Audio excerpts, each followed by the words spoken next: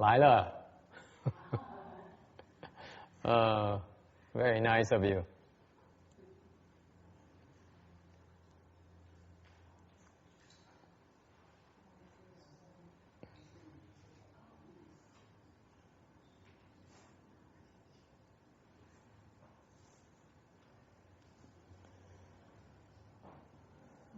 The Sangha will great virtues out of compassion for the sake of this assembly and all living beings. Please turn the wonderful Dharma wheel to teach us how to leave suffering, attain bliss and birth and death, and quickly realize non-birth. Cung tín đại đức tận tình, vì thứ pháp hồi cấp nhất thiết chúng sinh. Tình chuyên diệu pháp luân giao đạo ngã môn, như há liêu sinh tự ly cố đạt lạc, tốc chứng vô sanh. Homage to the blessed, noble, and perfectly enlightened one. Homage to the blessed, noble, and perfectly enlightened one. Nam mô Sa Đan Tô Su Che Do Ye Ở La Hờ Đi Sam Miao Sam Pu Tô Xie.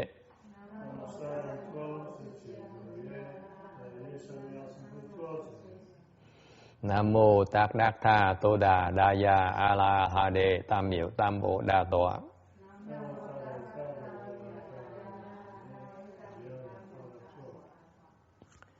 The unsurpassed, deep, profound, and subtle and wonderful Dharma.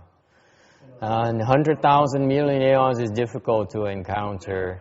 Now that I've come to receive and hold it within my sight and hearing, I vow to fathom the thus one's true and actual meaning.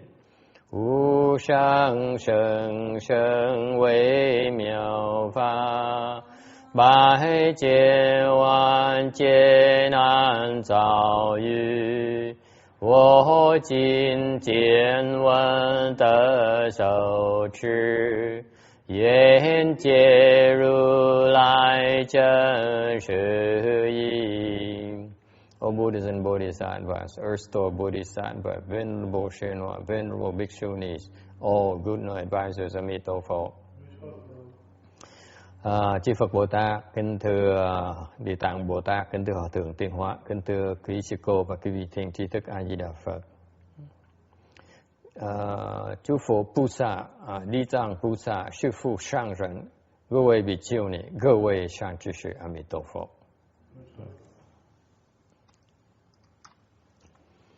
We on slide 1181 of the Earth Store Sutra, cái tấm 81 của Kinh Địa Tạng.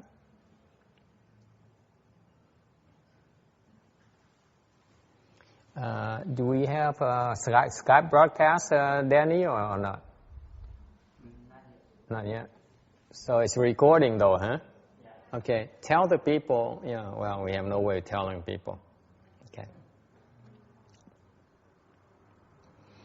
Moreover, Earth Store, if good men or good women in the future encounter Mahayana Sutra, and on hearing but one gatha or sentence of it, energetically and respectfully resolve, praise, venerate, and make offerings, these people will attain great, limitless, and unbounded rewards. If they can dedicate that merit to the Dharma realm, the blessings will be incomparable. 复次地藏未来世中，若有善男子、善女人，欲大圣经典，或听闻一字一句，发印众心，赞叹恭敬，布施供养，世人获大果报，无量无边。若能回向法界，即福不可为喻。Is that okay? Checking my Chinese teacher. Lại nữa, Địa Tạng trong vị lai thiện nam tử hay thiện nữ nhân nào gặp được kinh điển Đại Thừa, dầu chỉ nghe một bài chỉnh cú hay một câu đủ nghĩa mà thiết tha, thân trọng, thẳng thắn, cúng kính và bố thí cúng dường, thì cái đó được vô lượng vô biên đại phước báo. Nếu biết hồi hướng cho pháp giới thì phước đó không thể ví dụ.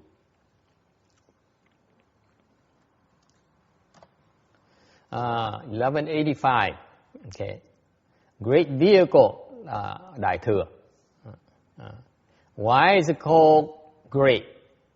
According to the Shastra, theo cái khởi tín luận, theo cái luận Đại Thừa, giảng nghĩa. Tại sao là đại? Why is it called great?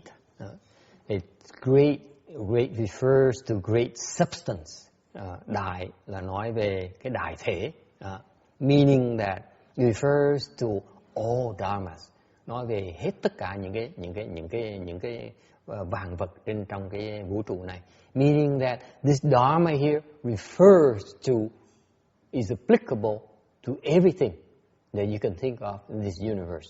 Có nghĩa là cái pháp này là nó liên quan tới cho tất cả những vạn vật trong cái vũ trụ này. The true suchness is level and equal.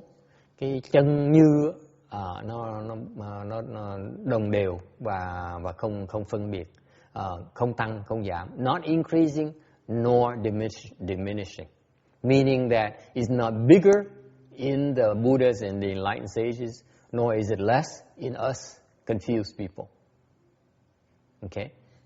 True suchness is the same everywhere.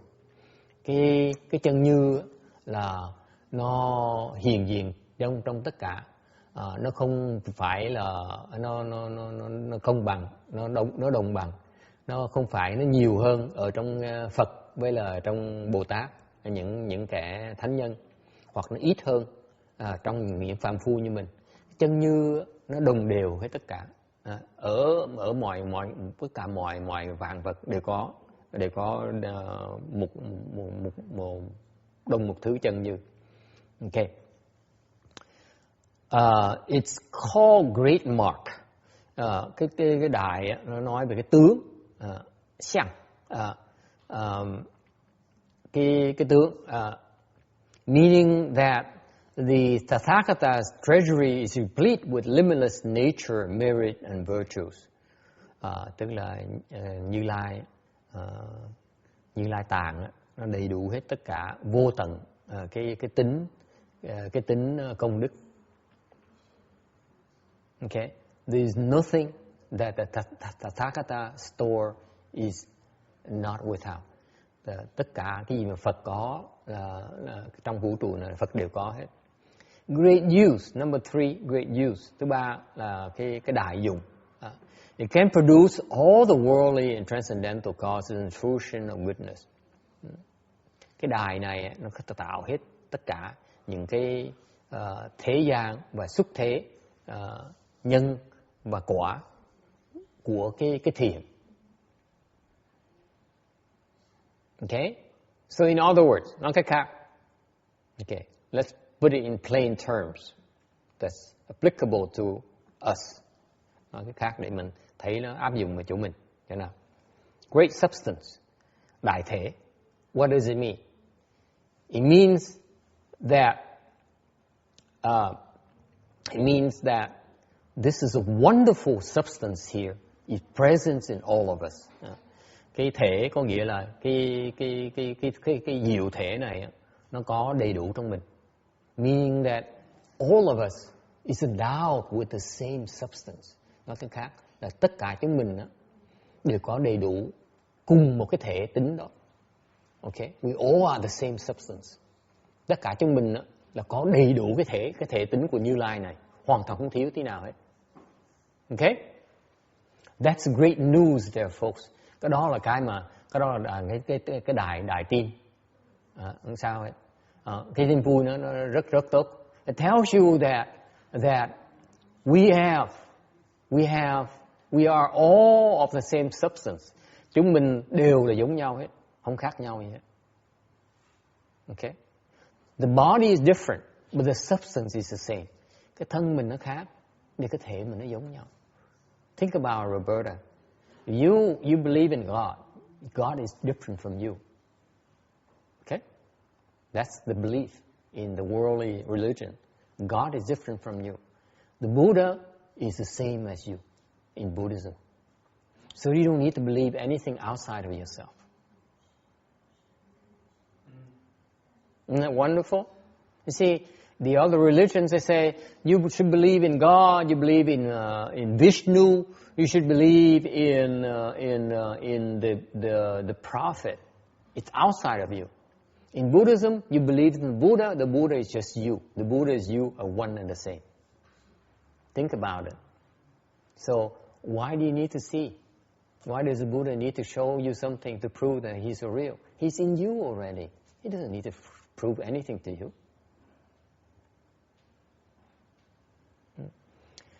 Thì bên những cái tôn giáo khác á, khi người ta có lòng tin, ta tin một cái gì nó ngoài người ta. Chẳng hạn như bên Công giáo, tôi tin vào Thượng Đế.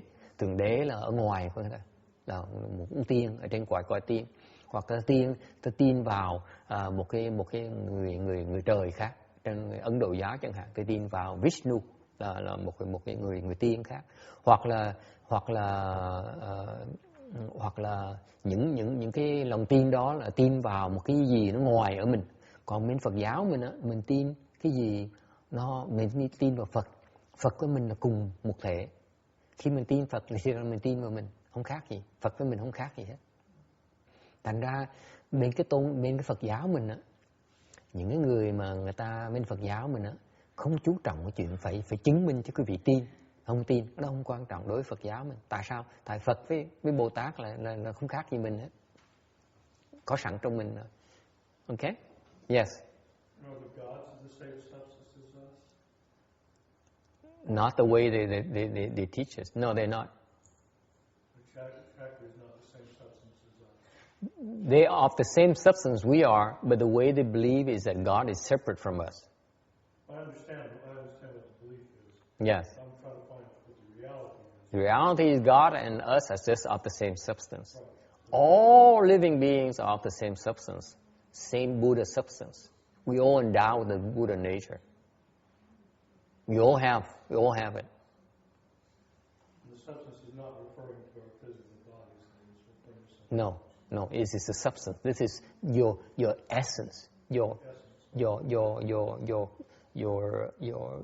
critical essence, the way, where it all originated from, where you originated from a long time ago. Okay, we all originated from the same substance. And we still have it. Even in spite of all this migration through reincarnation wheel, we still have the same substance. Okay?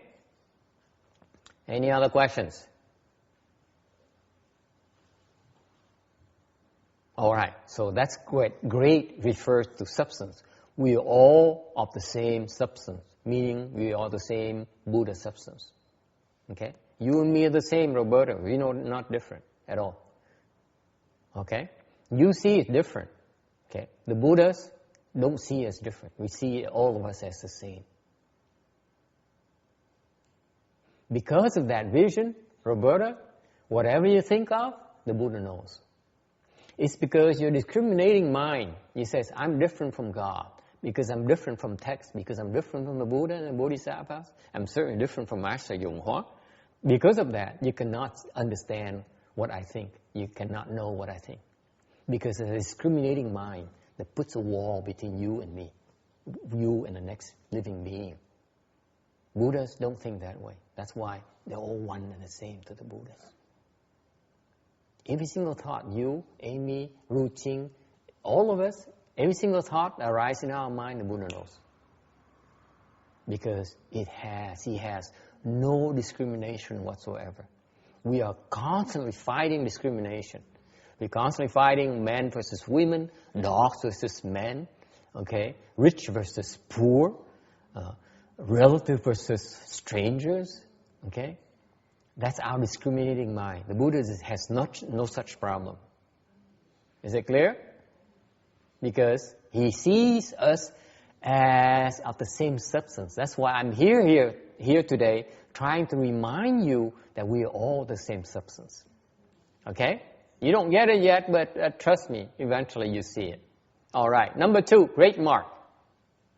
Meaning that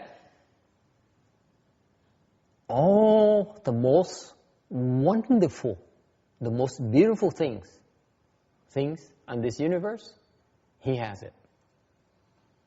Okay? Những cái gì mà tốt đẹp nhất trong cái vũ trụ này là cái đại này nó có hết. Okay? So whatever you can think of a Da Vinci painting, okay, like Mona Lisa there. This is replete with that. All the beauty you can see in the masterpiece, this has it as well, and more. Is it clear, Roberta? See, people spend a lifetime, like Da Vinci had spent a lifetime creating a painting called the Mona Lisa, and now people all over the world are in love with it and admire it.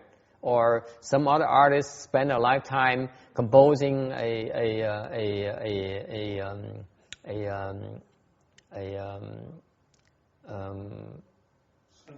symphony. Thank you. I'm looking for the word. Exactly. Composing a symphony, and like the Bachs and the Beethovens and the Haydns, and now people are still in love with it. All the things that people perceive as beautiful, as wonderful in those works are replete in this great mark here. Okay? Are contained within this. Okay? Cái đại tướng là sao? Cái đại tướng có nghĩa là những cái gì mà đẹp nhất trong cái vũ trụ này. Quý vị có thể nghĩ được. Nó có trong cái đại tướng, nó có hết trong cái này. Cái Phật Pháp nó vậy. Trong Phật Pháp mình đại thừa mình nó chứa chấp hết tất cả những cái đẹp trong vũ trụ này mà quý vị có thể có được, có thể tạo ra được. Okay? It's infinite. The beauty is contained in this great mark here. It's infinite. Cái đẹp mà trong cái đại tướng này đó, nó vô tận. Okay? It's timeless. Okay? You're limited by your lifespan in terms of your creative power and your attainments. In the great mark here is endless. That's what's beautiful about it. Okay? What about great use? Great use. Đại dụng nghĩa là sao? Meaning that you can become a Buddha yourself. The best use at all, the most wonderful thing at all that can happen to you is for you to become a Buddha. That's the ultimate. Okay? You can attain it through this greatness. Okay? Cái đại dụng nghĩa là sao? Là cái gì mà quý vị quý nhất mà quý vị đạt được á, trong cuộc đời này mình có là thành Phật, đúng không? Thành cái đại dụng này có nghĩa là ai cũng có thể đắc được cái đại dụng này, ai cũng có thể thành Phật được. Cái pháp nó như vậy. Okay? Meaning that the dogs can become a Buddha. Có nghĩa con chó có thể thành Phật. Okay? The evil can become a Buddha. Người đại ác cũng có thể thành Phật được. Okay? Only the stupid one will discriminate between good and evil. Chỉ những người mà hồ đồ mới phân biệt giữa ác với là thiện thôi. Okay? All right. Any questions? Ai thắc mắc gì không? Okay. You see, the confused one says, you are bad. I don't want anything to do with you. Cái người hồ đồ, tao nói bác ác quá này. Tôi muốn có gì liên quan gì với bác. Thì ra cái người mà giác ngộ, whereas the enlightened one, he says they don't have that kind of discrimination. Người có giác ngộ, có trí huệ rồi, ta không còn phân biệt như vậy nữa. Ta vẫn coi thiện với ác nó giống nhau. They see evil and good are one and the same. Flip sides of the hand. Nó trở bằng tay thôi. You buy that, Amy? Goodness and evil, just one same substance, just flip sides. That's all. That's people's wisdom. That's how they see it. Okay. Now, if you don't have the wisdom, then you should discriminate. Quý vị chưa đủ trí huệ thì nên phân biệt một tí. Okay. It's safer to stay away from evil for now. Nếu quý vị chưa đủ trí huệ thì nên né cái ác một tí, gần cái thiện. Okay. You don't have the wisdom yet. Don't do any evil. Do only good. Quý vị chưa đủ trí huệ thì nên làm cái thiện, đừng làm cái ác. Okay.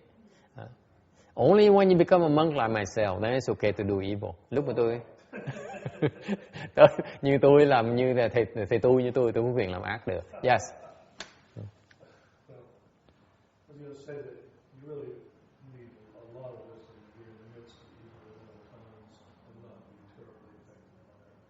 What? Come again. In the midst of evil at all times, which is like what our society is tending towards now. Yeah. You have to have a lot of wisdom to not be affected by it. Because I'm affected by it. I'm definitely, if I'm around people that are doing bad things, they're really affected by it. Cái xã hội này bây giờ nó có những cái ác nó nhiều lắm, nó tình hành dễ sợ rất nhiều, nó trùng, thành nó ai cũng bị ảnh hưởng hết đó. And that's why we came here.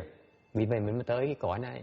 You came text to this entire world so that you are exposed to the evil. Mình tới cõi ta bà này để mình đụng chạm với cái ác. Really, you forgot. Tôi bị quên rồi đó. Mình tới đây mình gặp cái ác. Mình tu trong cái ác so that you cultivate in the midst of evil. Đừng quên nó nghe là mình đang tu trong cái ác. Mới gọi là tu. That's called cultivation. Cultivation is meant to be to keep going while you are in the midst of all kinds of obstructions. Tu có nghĩa là trong cái bị dòng bị cản trở, bị trở ngại, khó khăn, mình vẫn tu như thế. You keep going. You don't let anything stop you. Okay? Comes rain or shine, you keep going. That's what cultivation is. Whether it pains, whether someone praises you or someone slanders you, it's all the same to you. You still cultivate, no matter what they say. Okay? Thành ra mình tu là trời nắng trời mưa mình cũng tu, người ta khen mình cũng tu, người ta chê mình cũng tu. You're not affected by what people say. Okay? Now, let me remind you, okay?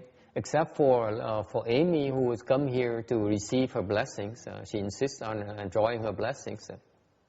The rest of us, trừ cô Amy này, cô tới đây cô muốn hưởng cái sướng thôi. Còn người của mình còn lại, okay? We came here because we chose to come here. Tại mình tới mình chọn tới đây, mình chọn đây để mình tu trong cái khổ, so that we can cultivate in the midst of difficulties and hardship.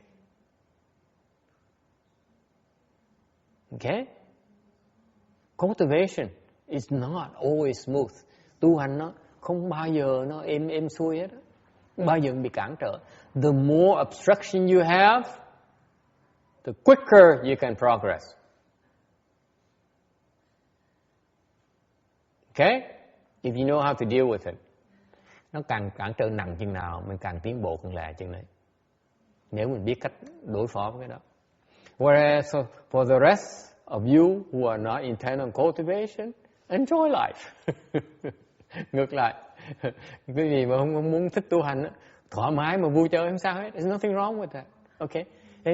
The nature, that's the nature of blessings, by the way. Okay? If you have the blessings, you can come here to choose to enjoy your blessings. Okay? Và quý vị có phước, quý vị có thể chọn tới cõi này để mà hưởng cái phước đó nha. Có quyền. Okay? You come here and you have a husband who works hard to support you. Tới đây cưới chồng để chồng lo làm tiền để mình nuôi mình. You know, I just talked to someone a while ago. Mấy hồi trưa mới nói chuyện với người đó. 80-year-old man who was in a coma. Một người 80 tuổi mà đang bị bất tỉnh nhân sự. Okay, he has he's a good man, người tử tế lắm. Okay, người đàng hoàng lắm. And he has no children of his own, không có con cái. He has few children through his second wife. Có một con cái qua một cái người vợ mà không phải con của mình, con ghẻ. And he gave them all his wealth. Bao nhiêu của cải cho hết con của vợ rồi. He took care of his wife, and his wife had cancer, and he took good care of her until she passed away. Mà vợ bị ung thư, vẫn thương bà, cưới bà, nuôi những cái con của bà, trước khi mà bà chết luôn, ung thư, chết cách đây một vài năm. Now he's turned to die. Bây giờ ông sắp chết tới nơi. Guess what happens, Amy?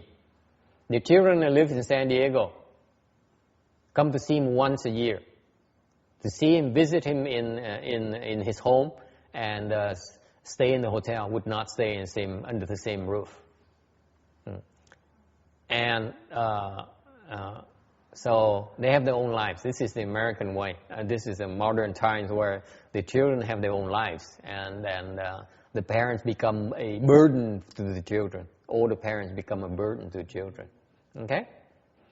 And the man was in a coma, and the children, his stepchildren, came in and decided to remove life support so that he dies more quickly.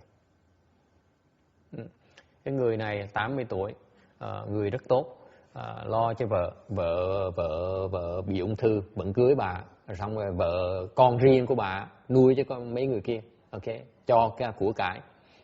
Bây giờ 80 tuổi, bị bệnh, bây giờ bị bất tỉnh nhân sự, mê man, thì mấy người con đó, con ghẻ mình đó, là lâu lâu mới tới thăm, lần tới thăm là tới lạnh nhạt thôi, chứ còn không phải vồn vãi như lắm. Bây giờ nghe ông này bất tỉnh nhân sự rồi á, mà bác sĩ nói là cứu vãn được nữa, thì họ quyết định á là họ cho ông này chết, ông không cho nuôi tiếp để mà sống được nữa. Okay, what do you think? Quý vị nghĩ sao? Would you like to see that happen to you? Quý vị muốn chuyện xảy ra mình không? Yes, Roberta, you like to, huh? Okay, good for you.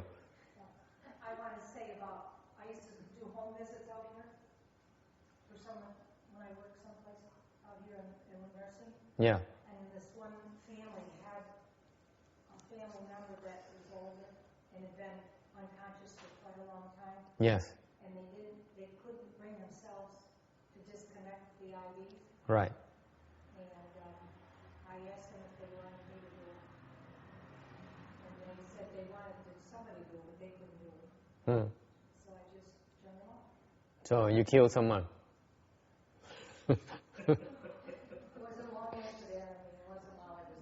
It's a terrible profession, honey. If you do that kind of work, it's not good to take someone's life.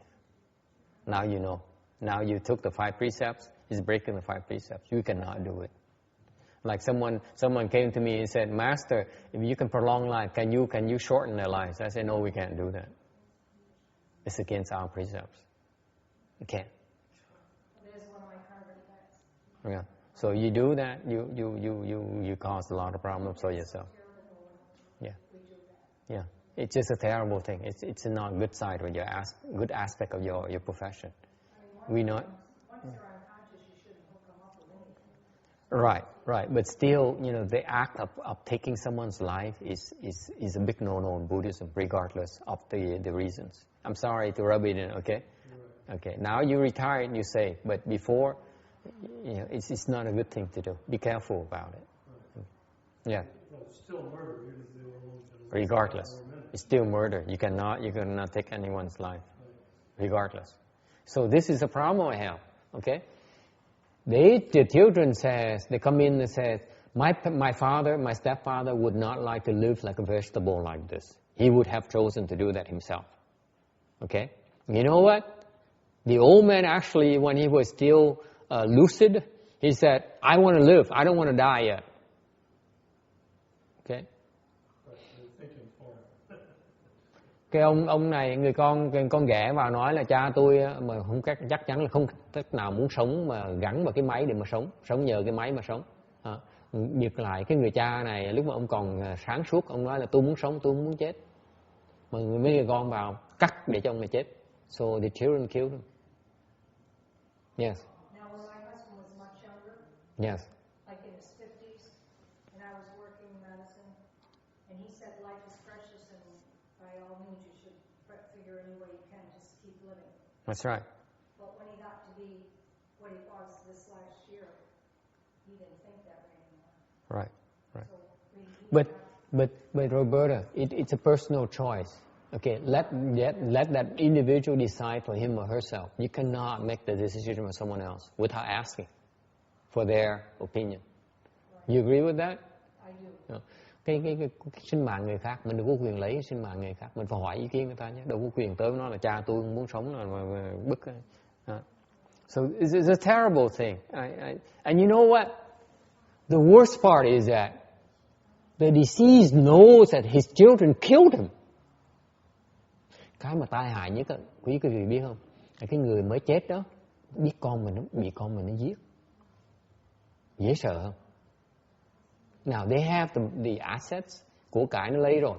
Okay? They have all the money. Who's going to leave the money for? They got the names on all the assets already. Okay? So there's no reason to do it at all. No reason to do it at all. Okay? Except that, they have insurance, whatever, except it's a drain on them, except it's inconvenient and all those things. Whatever the reasons are, okay? But now they're writing it, Master. They're writing it in the wills now what they want. They are? Yes. Yeah. Okay. They don't want my support or whatever, but they do. Yeah.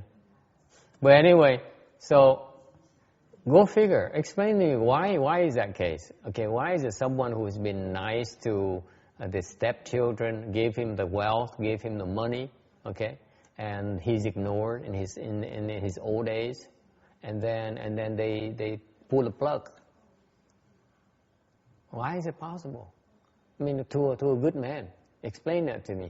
Quý vị nghĩ chứ coi, một cái người tốt, sống lo cho con cái đàng hoàng, rồi xong rồi khi mà mình chết á, thì người ta bỏ bê mình, xong mình sắp chết tới nơi thì con cái nó giật cái máy để không cho mình chết cho sớm. Yes, là.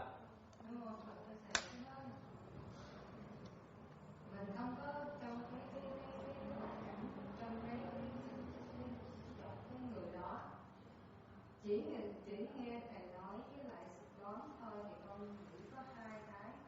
Một á là người con, nếu mà trong những người con có cái tâm thật sự thương một người cha như vậy á, thì họ không có nỡ lòng để người cha mà sống bằng cái máy mà cứ sáng sớm là vô là thầy biết trong nhà thương đó là họ đi lấy máu, thầy biết mỗi một ngày lấy máu không biết bao nhiêu cái máu rút ra.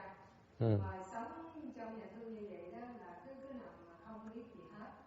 Là có thể là cái ông bác đó là lúc mà mình có thể thay đổi ý kiến đó là nếu mà ta có trong cái hoàn cảnh đó các con cứ việc lấy ra đi cho ta không sống như vậy được. Thì để di chúc, mà biên di chúc được, mình nói trước được, có quyền. Trong có thể là như vậy, còn có Như là cái ông này là ông muốn sống, ông muốn chết. Tội vậy đó. Ông này ông không muốn chết nữa. Mặc dù ông sống là ông chỉ sống với người dân nước lã thôi, chứ con cái không đói hoài tới ông ấy. Ông muốn sống như thương, đâu có ai muốn chết đâu. Tội lắm. Okay, this breaks my heart because this man here does not want to die. Even though he wants to live with someone else without his children, he still wants to live. He doesn't want to die. Okay? Think about it. It's amazing. It's amazing to me that people don't have the information to take care of themselves in the future. Người ta nó thiếu cái sự hiểu biết để mà lo cho thân mình. People don't realize that we revolve in the wheel. Người ta không biết rằng ai cũng luân hồi trong cái lục đạo hết đó. Okay? They don't even know that they should take care of their own future. Họ không biết rằng họ phải tự lo cái tương lai của họ. Okay? If I were older, if I were at your age, even at Amy's age, I would get a rebirth plaque. Okay, because you never know. Okay, because that's your future right there. You agree with me? Huh? You better take care of your own future. You cannot depend on your children and other people to take care of it for you. They will not decide on whatever. Okay.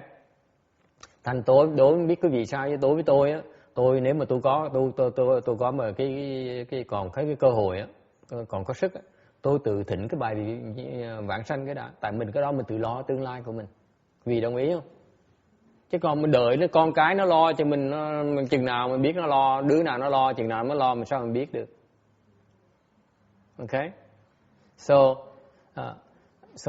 this is the nature of blessing. Cái này là cái mình có phước mình mới thấy được cái đó. Mình thấy được cái lối thoát. Còn nếu không có phước, you don't have the blessing, you keep revolving the wheel forever and ever and ever. You cannot get out. You continue to suffer. Mình phải tiếp tục luân hồi để mình bị khổ. Mình trải cái khổ của mình. Okay? I don't understand why people are willing to pay money every month for the life insurance. Tôi không hiểu tại sao cái xứ này người ta ai cũng sẵn sàng mỗi tháng trả một tí tiền để mà mua bảo hiểm sinh mạng của mình. Who gets the money, by the way, when you die? Not you. Cái bảo hiểm sinh mạng là khi mình chết là mình đâu có lãnh được tiền đâu. Okay? I don't understand. I really don't understand. Okay? And I hope that we are back on Skype or oh, excellent. Thank you. Because we should be in charge of our own destiny. Mình phải tự chủ mình, chứ mình không thể đợi người khác lo cho mình. Okay? That's the minimum, really. Okay? All right. Any questions? Ai thắc mắc gì không? That's the nature of blessings. Those who are blessed naturally will do things to provide to ensure their own future. Okay? Người mà có phước tự động mua cái bảo hiểm cho tương lai của mình. Okay? And remember, as far as for all living beings, quý vị phải nhớ rằng tất cả những chúng sanh trong cái vũ trụ này, the best thing that could possibly happen to us is to become a Buddha. Cái mà tốt nhất mình có thể đạt được là thành Phật. And the best way to become a Buddha, the surest way to become a Buddha is to go to Pure Land. Mà phương pháp mà chắc nhất là mình có thể thành Phật được, okay, là mình vào vãng sanh qua tịnh độ để mình thành Phật. You have to escape from the reincarnation wheel. Mình phải cố gắng mình thoát khỏi cái vòng luân hồi này, mình mới thành Phật được. Is it clear? Okay? It's not about riches, folks. Quý vị đừng quên như vậy. Không phải là Amy is not about making a lot of money. Okay? because you cannot take it with you. You ask Roberta, she can tell you, it's meaningless. Poor Amy. Amy is still so confused by money. Yeah. No, it's when I was your age, by the way, that was my quest was to make money and make a name and achieve. And it seems to be now as I get older, I become to realize it's not one of the most important things in life. Because I see, yeah, of course I'm a lot older than I look. It's because I hear of these stories. I hear of these stories where people, like one of the plaque right there is from someone at the age of 20 being hit by a bus in Cambodia. Hả? Cái gì nghĩ chứ coi. Mình đang giúp một cái người 20 tuổi, cậu 20 mấy tuổi ở bên nước Campuchia mà lái xe gắn máy bị xe bus nó cán chết bất đắc kỳ tử. Think about it. Okay? Could happen to any of us. Okay? Yeah. A lot more often you like to think. Yeah. Yes.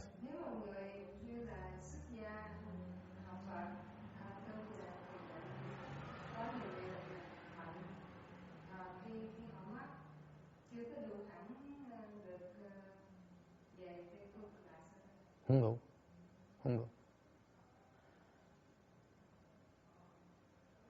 Tưởng dễ lắm hả? Tưởng dễ, tại sao mình còn luân hồi trong này A Lan? Nếu nó dễ như vậy tại sao Lan ở đây, tôi còn ở đây? Nếu mà dễ tôi đã đi rồi, tôi đỡ đây, quý vị làm cái gì? Suy nghĩ lại coi. Nếu Lan có được cái cơ hội đó, 1, 2 thôi. 1 ở lại đây 5 người, 2 đi vãng sanh Tây phương cực lạc. Chọn cái nào? Ngay bây giờ này. Tôi cho Lan cái quyết định ngay bây giờ này, cái chọn sự lựa chọn ngay bây giờ. Lan chọn cái gì? Đi ngay lập tức, đâu có đợi, đúng không? Vậy đó, cái đó chứng minh cho Lan thấy là đâu có dễ vãng sanh như vậy, nó khó không thể tưởng được. Thấy không? Nhưng mà nếu như thầy nói là theo tỉnh cái giải sanh cái bài vì vãng sanh. tại vì vãng sanh á. Còn cái nói sao dễ quá đối với cái sự tu tập của một đời người. Đâu có dễ đâu. Thì đi thỉnh đi. Đi tới mấy chùa khác thỉnh đi. Tôi thỉnh đó, tôi thỉnh cho cha tôi đó. Gia đình tôi thỉnh cho thầy Ân Hiển đó. Tôi thỉnh cho thầy của tôi là Hòa thượng Thích Mãn Giác đó. Vẫn chưa. Đâu có dễ vậy. Có thỉnh rồi cũng chưa, đâu phải là đi dễ dàng như vậy.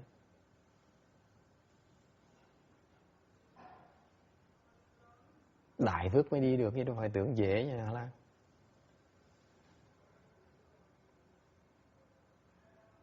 Okay. So Lan says, if I leave the home life and I cultivate my entire life, what are my chances for rebirth to Western Blissfield land? I say, not that good. It's not that easy. The proof is that you're still here. Because I told you, if I give you a choice right now, you can make the choice right now. Never mind. Right now. You can choose either to stay here or you leave to Western Bliss Pure Land. What would you choose? Hands down, Western Bliss Pure Land. Immediately, right? Why wait? Why wait? Right? So it's not that easy. The reason we're still here is because we don't have enough blessings yet. That's why we're still here. We're still stuck here. Not that easy. The super blessed get to go this lifetime. Cái người mà đại phước mới đi được kiếp này. Okay? And that blessings needs to be generated. Cái đại phước đó phải tạo nó ra chứ đâu phải mình nói với miệng nó là đủ. Okay? All right. Anything else? Có ai có thắc mắc gì nữa không?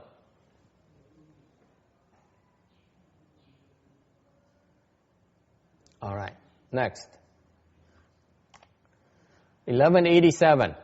1187.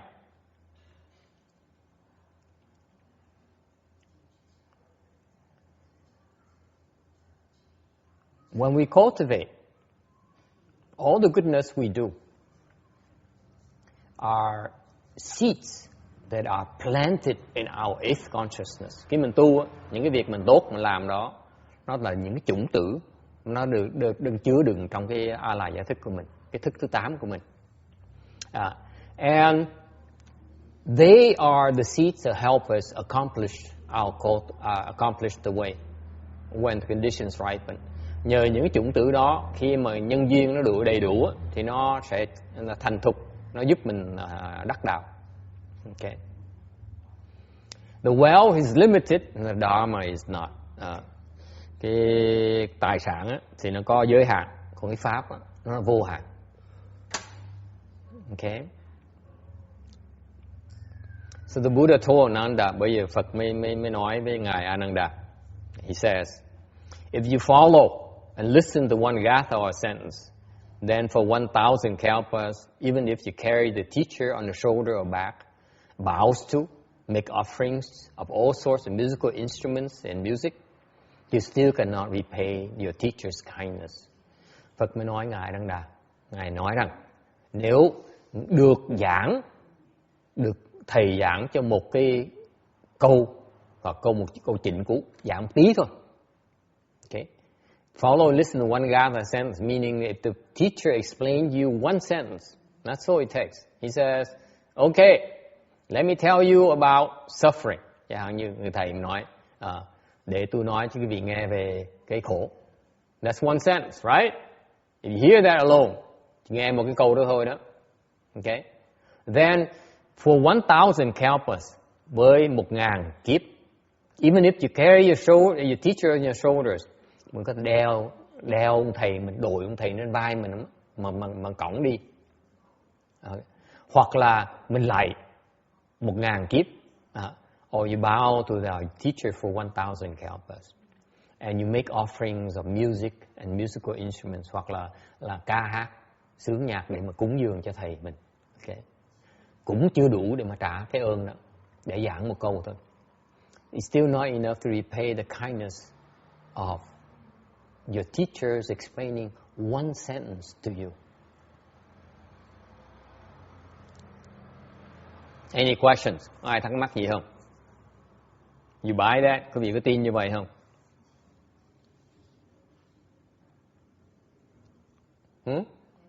Lan believes in that. She's so gullible. Nói gì tin đấy. Amy, is it scientific enough? You don't know? You're the non-cultivator. You can say no. Truthful. You don't know. Okay? So do you? What do you think? Text, can you buy this? I don't know if it's true or not. Come on, it seems unreasonable to me. It seems unreasonable, but it might be true. Why is that? Why is that? Why might it be true? Sao có thể đúng được? Thấy nó vô lý quá, nói một câu thôi, giảng một chữ thôi, một cái bài kệ thôi là bỗng nhiên mình nợ ơn nó nặng như vậy đó. You owe so much to your teacher. How come? How is it possible? Let me tell you. Okay? If you hear something that makes you change your life around, nếu quý vị nghe một cái câu mà nó làm quý vị đổi cái phương hướng cuộc đời quý vị đi, so that Amy now believes in cultivation instead of exhausting her blessings. Vì vậy mà cô bắt đầu có tin chuyện tu hành. Okay? So, because she's going to New York very soon, so I'm worried about her wasting all her money in New York. So, đổi cái phương hướng mình, biết tu. Okay? So, you avoid falling. Mình né được đọa. If you fall, text to the animal realm. Let's say you become a dog. Nếu quý vị sanh vào cái quả súc sinh đó, let me tell you, okay, you're going to be a dog for over 1,000 kalpas. It's not that easy to get out of being a dog. Very difficult. Một khi quý vị rớt đọa làm súc sinh chẳng hạn, làm con chó chẳng hạn, okay, thì tôi nói với quý vị rằng nếu đọa làm con chó, làm súc sinh đó, thì chắc chắn phần lớn của chúng mình là mình sẽ làm súc sinh hơn 1.000 kiếp, rất dễ dàng. Think about it. You'll be wasting your life for over 1,000 kalpas, becoming confused like a dog. I know your dogs are not as confused as a normal dog, but most dogs are confused. Okay? Quý vị nghe rõ ràng không? Mình làm đọa súc sinh là mình sẽ đọa hơn 1.000 kiếp rất dễ dàng. Okay? If you hear of something that enables you to avoid that pitfall, isn't it worth it? Yeah. Quý vị nghĩ không? Nếu nghe một cái gì mình hiểu được mà mình né được cái họa đó, cái ơn nó lớn như chừng nào? And that's the nature of the kindness. If the teacher teaches you the proper principles that enables you to escape suffering and attain liberation, then believe me, you can't pay enough for the kindness. Thành ra, nói cái khác, nếu người thầy mà dạy quý vị, giúp quý vị bớt cái khổ, okay? Không bị đọa, thì cái ơn đức nó lớn không thể tưởng được. Nếu như người thầy biết dạy quý vị để giúp thoát được cái khổ. Only if he knows how to teach you. This he says, he says, follow and listen to one gatha and sentence. This is implied that is a good gatha in one sentence. Okay, the real stuff. not the stupid stuff. If the real stuff is taught to you, then that kindness is invaluable. You cannot pay it back. Nói cái khác, nói là nghe một câu, giả một chữ, nghe một câu thôi. Cái này là nói những cái câu của chính pháp đó, của đại thừa mà nghe đó, chứ không phải pháp tầm bậy. Okay? Thì cái công đức nó lớn không thể tưởng được. Does it make sense now? Nghe anh có lý không? Routine. Tiếng nó tùng mà. Okay. Right.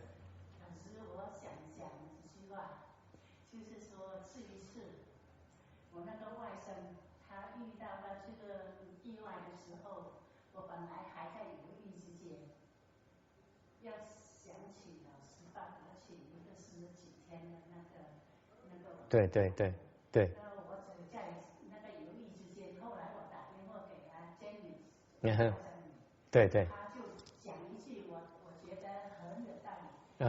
他说什么？他说你一定要相信，因为我在犹豫嘛。对，因为这很贵啊，这很多钱呢。姨妈你一定要相信。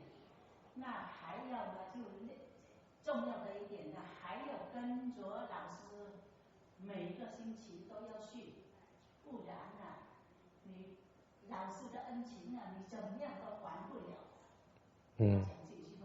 所以我就永远记在心里面。我的体会也是这样子。Okay. Okay. You don't understand Chinese, too bad.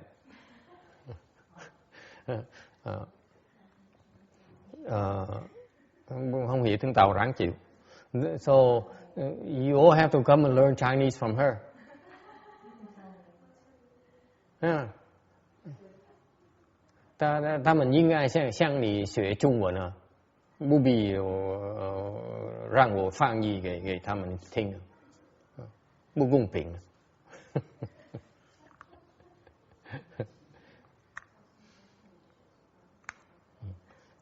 Tôi nói bà nói tiếng Tàu hay như vậy, cái gì học tiếng Hoa của bà để mà bắt tôi thông dịch làm cái gì?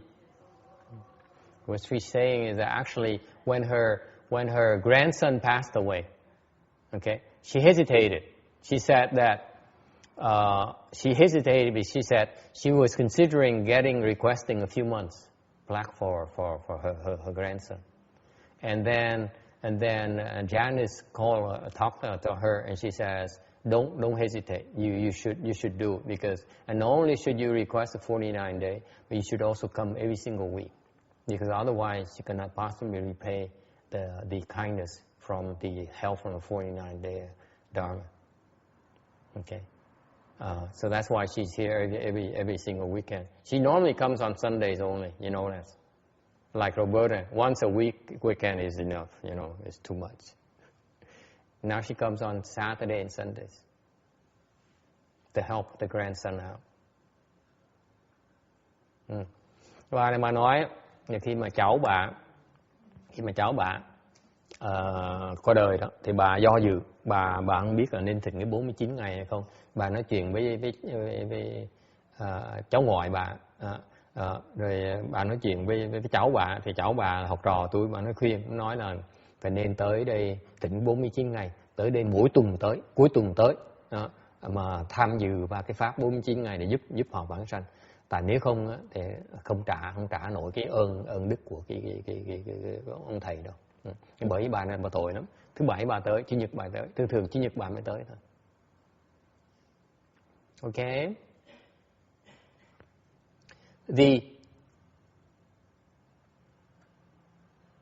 How come why did I skip something here? It seems like I skipped something, huh? Yeah, I skipped one slide. I come back to it. Let me finish this slide here. I have all these things here. I still have a problem, a hard time doing. Okay, so anyway, on the other hand, bullet number 2. On the other hand, you give rise to unrespectful thoughts towards the teacher, and often speak of their teacher's faults. Ngược lại, quý vị khởi một cái tâm bất kính đối với thầy và thường thường nói xấu sau lưng của thầy. Okay? The Buddha says, this is extreme stupidity and will call for extreme sufferings. Thì Phật mới nói là cái đây là đại ngu si và sẽ trong tương lai sẽ gặp cái cái quả đại khổ. And this person will certainly fall into the evil path. Cái người này chắc chắn sẽ đọa vào tam ác道. Any questions? Có ai thắc mắc gì không?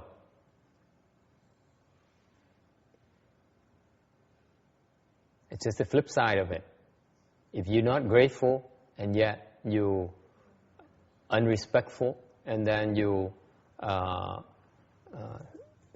speak of bad mouth your teacher, your good teacher, you certainly will fall into the hells. Tại nếu quý vị không biết ơn, ngược lại quý vị còn có cái sự bất kính về nói xấu về người thầy, người thiện tri thức của mình, người thầy tốt của mình, okay, thì chắc chắn sẽ đọa. Okay. By the way, yeah, sư cô. Trong cuộc đời của mỗi con người khi gặp được một thầy có lẽ rất là khó. Thì có khi mình không may mắn mà gặp người thầy không đưa mình đến con đường sáng. Thì khi mình từ bỏ người thầy mình đi, mình có bị tội. She asked, it's not easy to find a good knowing advisor. Suppose you encounter a teacher that is not good enough. So do you create offenses by leaving your teacher and moving on to another teacher? Nghe có hiểu, mấy người bé có hiểu hay là cần tôi thông dịch tiếng Việt? Cần thông dịch tiếng Việt không? What do you think? Quý vị nghĩ sao? Is it okay to leave your teacher? Mà rời thầy mình được không?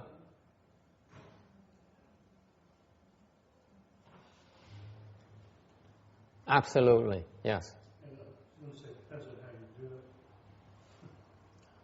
Explain. Well, you leave making a lot of waves and condemning and bad mouthing or after. Yeah, it is bad. These can be bad things. So you just slip away without making any waves because you think it's not for you. Can't see any bad result from that. Tùy. Okay. It depends on who you are and what you're after. Tùy quý vị muốn cái gì. Okay. If you leave your teacher so that you can learn from another teacher so that you can attain liberation, there's nothing wrong. You're not creating offenses. Nếu quý vị rời thầy mình tại vì muốn kiếm một cái người khác mà có thể dạy mình, giúp mình đắc được cái giải thoát, hoàn toàn đó không có tạo cái tội gì hết. Okay? Because folks, you have to be responsible for your own liberation. No one else is. Tại quý vị, mỗi người quý vị, cá nhân quý vị đều phải tự chủ lại cái sự giải thoát của quý vị. Không ai tự chủ được cái đó ngoài ra quý vị. So if the teacher cannot help you attain liberation, then it's time to move on. Nếu như ông thầy mà không có giúp mình đắc được cái giải thoát, thì mình nên kiếm người thầy khác. Tại vì cái tâm mình muốn giải thoát, chứ không phải tại vì mình chê thầy. You see the motivation here. It's not because you badmouth a teacher or because you don't like the teacher. It's because you want to learn how to attain liberation. Is it clear? Nghe có rõ không? Mình muốn giải thoát chứ không phải mình muốn tại mình chê thầy. Okay? Nếu như vậy, mình không có tội. If you like that, you commit no offenses. You agree with that, Amy? I know it doesn't apply to you, but I ask you anyway. What?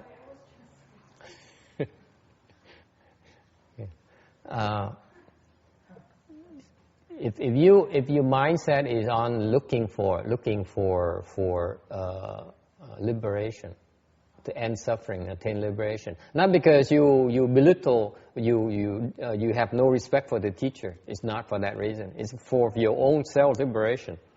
You need to find a way to obtain liberation. It's okay to leave your teacher, as far as I'm concerned. Actually, if you ask me, if the teacher is a good teacher, he can look at you and say, I'm no good for you. I know this person is better than me, or maybe you have better luck with the other teacher. I refer you to the other teacher. Okay. Đối với tôi nữa, ngược lại đối với cá nhân tôi về cái phương diện người thầy nữa, nếu thiệt sự mình thầy đàng hoàng đó, mình thấy học trò mình đó, nó không có tiến bộ, mình thấy giúp học trò mình được nữa, thì mình nên giới thiệu học trò cho người thầy khác giỏi hơn. This is what happened to Shariputra and his disciples. Đây những người thánh nhân ta làm như vậy đó. Nhưng ngài Xá Lợi Phất có 125 người đệ tử, mà khi mà biết Phật á, là khi mà quy với Phật rồi á, theo Phật để mà học rồi á, là nói đệ tử của mình tới quy thẳng với Phật luôn, không thèm làm thầy họ nữa.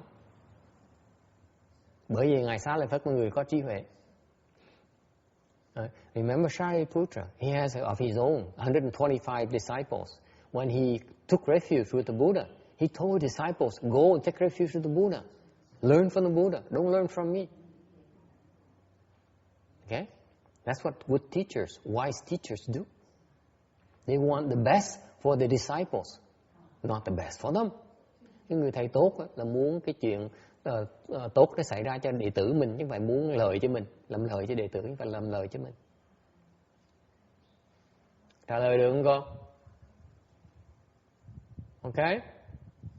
So for example, somebody was committed to spend the rest of their life cooking on Sundays at another temple. Có một người tới nói với tôi là con đã hứa là với hòa thượng kia là con sẽ suốt đời của con more or less the rest of her life cook, go to on Sundays to the temple and cook for the temple to help the temple. That's her commitment. Been doing it for over 10 years now. Cái người nào tới chùa này cứ chủ nhật tới chùa làm công quả, tới làm trong bếp, nấu bếp. Không biết có ăn ngon, ăn tôi không biết 10 năm, mà nấu 10 năm chắc là nấu ăn dở chứ sợ. I imagine after 10 years cooking, she's probably a terrible cook. Yeah, after 10 years. No, I'm kidding. If after 10 years of cooking in the kitchen, they don't kick you out yet, you're probably not bad. Tôi nói đùa thôi. Nếu mà làm đầu bếp 10 năm trong chùa rồi mà không bị đuổi là có những người đó có nấu ăn có một tí, còn một cái tài cá một tí. Anyway, so he came to me and said, you know, I love to come and I love to come and learn from you, but I have this commitment in the other temple. I had to go there on Sundays. I committed to them that I would come and cook for them. Already, I've been doing for all this time. I cannot renege on my promise to them. Người đã mới nói với tôi là con đã hứa là tới đó nấu ăn. You can tell this is a woman. No man will ever cook at the same place for 10 years. Right, Tex? See, takes a man to know that, right? Tôi nói chắc chắn người này đàn bà thế nào là đàn ông hết. Cái đàn ông không bao giờ mà cũng nấu ăn một cái chùa, một cái chỗ 10 năm hết đó. Chúng tôi nấu được 10 ngày là nhiều. Anyway, so cái người này mới nói là đã hứa như vậy rồi, không thể nào bỏ cái chùa này, bỏ cái hòa thượng này được hết. Okay. So what to do? Làm sao bây giờ? Yes?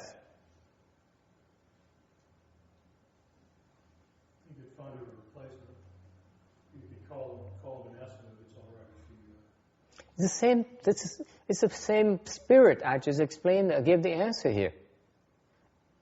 Any teacher, any Buddhist teacher, whether enlightened or non-enlightened, bất cứ người thầy nào, giác ngộ không giác ngộ, I still under the same principle I just enunciated. Cũng phải làm theo như tôi mới nói đó, là phải làm lời cho học trò mình. You have to benefit the students, not themselves. The students' benefit has to come first. Cái người lợi cho đệ tử của mình, người Phật tử đó, nó quan trọng hơn lợi của mình. If you find that the disciples can learn, obtain liberation somewhere else better, then you have no business keeping her in your temple. Cái người thầy mà thấy rằng cái người học trò có thể học hỏi được chỗ khác mà có thể được lợi hơn thì không thể nào giữ học trò lại ở chùa mình hết. Yes. So what happened? What happened? She stayed there, right? Yeah, she offered to stay there. Or is it he? I don't remember anymore. Yes, it's a she. It's a she. That's right. I remember now. It's a she. Okay. Thành cái người đi làm ở đâu? Tôi nói phải ở lại chùa kia thôi. Tôi kẹt ở đó. Thầy cái đó cho đi. So the Hershang, the abbot there would not let go of her because 10 years. It's pretty good help. 10 năm giúp 10 năm mà rất là tốt. Sao bỏ đi được? What to do? Làm sao bây giờ? Làm sao đi sư?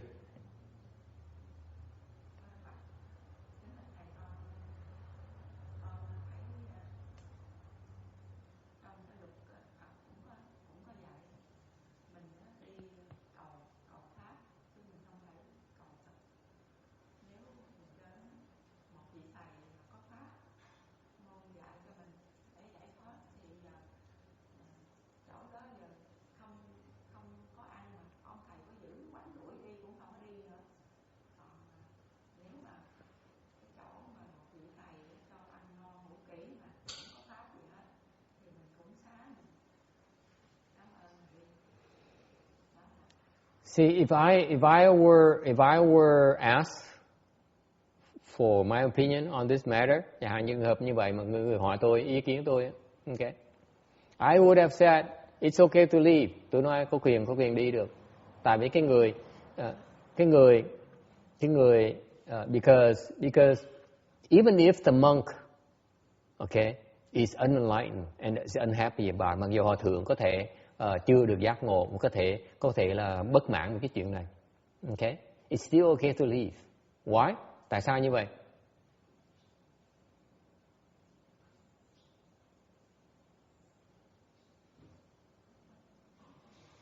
Because remember, you are responsible for attaining liberation yourself. You cannot wait for someone else to decide it for you. Phải nhớ rằng mình phải tự đắc cái giải thoát của mình, không thể đợi người khác được. Okay? And when you obtain liberation, then you can really help that monk. Khi quý vị đắc được giải thoát rồi, lúc đó mình cái sự giúp đỡ lúc đó mình tìm cái xứng đáng giúp đỡ. Đâu phải là đại giúp đỡ, còn bây giờ giúp đỡ nhẹ nhẹ thôi. Right now the help is minimal. Okay? So you need to take the big picture, phải look at the big picture. Phải nhìn tới đại sự, nhưng thì là nhìn cái nhỏ được. That's number one. Okay? You buy that. Có bị đồng ý cho đó không? Yeah. Okay? Number two. Reason number two. Lý do thứ nhì. Okay? I would absolve that promise. Tôi xóa cái lời nguyện đó. Okay? Because I would rephrase it to the proper resolve. Okay? In that you resolve to help the triple jewel, not a particular monk or temple. You resolve to help Mahayana, not a particular stupid monk or stupid nun. Okay? Tôi đổi cái đó, cái lời hứa đó, tôi đổi lại lời hứa đó. Lời hứa để giúp đỡ cho Đại Thừa, giúp đỡ cho những người tu hành, chứ không phải giúp đỡ một người, hoặc người thầy, hoặc một người cô. Cái đó là giúp đỡ hẹp. Cái lời hứa đó là hứa hẹp. Mình người thầy đàng hoàng, mình phải giúp người ta đổi lại cái đó, để nhìn cái nó rộng hơn, nên cái pháp nó đúng hơn. That is proper dharma right there. Okay, to help, to say, for you, text to come and slave for me for the rest of your life is nonsense, no matter what the reasons are. Okay, if you want to choose to cultivate and help our Mahayana, or help our cultivators in general without any names attached to it, then it's a proper Dharma. You don't need to slave for any particular individual. It's nonsense. Okay? Quý vị có thể, nếu quý vị nói là quý vị bỏ cuộc đời này để mà làm mồi cho tôi, làm mồi cho một người đó, thì cái đó tôi nghĩ cái pháp là pháp trật. Pháp đúng là mình bỏ cuộc đời mình đi tu để giúp Đại Thừa, hoặc giúp những người tu hành, chứ không có giúp một người nào, bất kỳ một người nào, một người, vì người đó chứ không thể giúp người khác. Không có pháp nào như vậy hết, Đại Thừa không có pháp nào như vậy hết. Okay? Is that clear? Okay. And number three.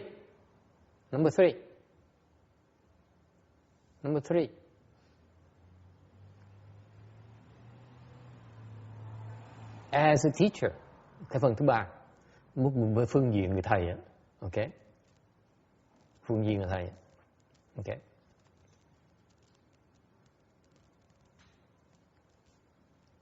I am only a representative of all the Sangha of the 10 directions.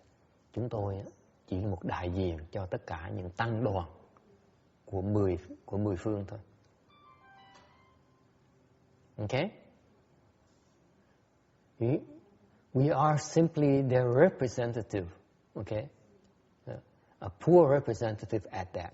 Chúng tôi chỉ là một người chưa đủ, chưa xứng đáng làm đại diện, như đều mà tạm bây giờ không có ai này phải làm đại diện tạm bợ ngày hôm nay thôi.